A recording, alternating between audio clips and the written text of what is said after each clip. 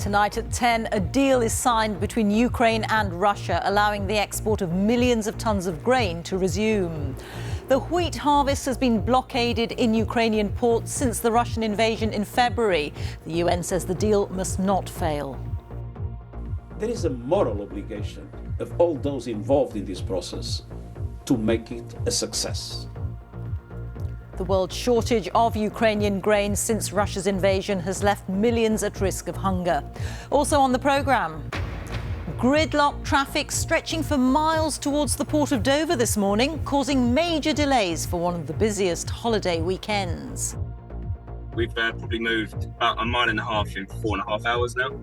It's just been nearly 7 hours now, and we're still not checked in. 15-year-old Sebastian Kalinowski, who died after months of torture at the hands of his mother and her partner. They've been found guilty of his murder. Steve Bannon, the former unofficial aide to President Trump, faces jail after being found guilty of contempt of Congress. And what legacy did the London 2012 Olympics leave? And what can they teach next week's Commonwealth Games in Birmingham? And coming up on the BBC News Channel, England thrashed South Africa by 118 runs to level the one-day series 1-1 with a game to play.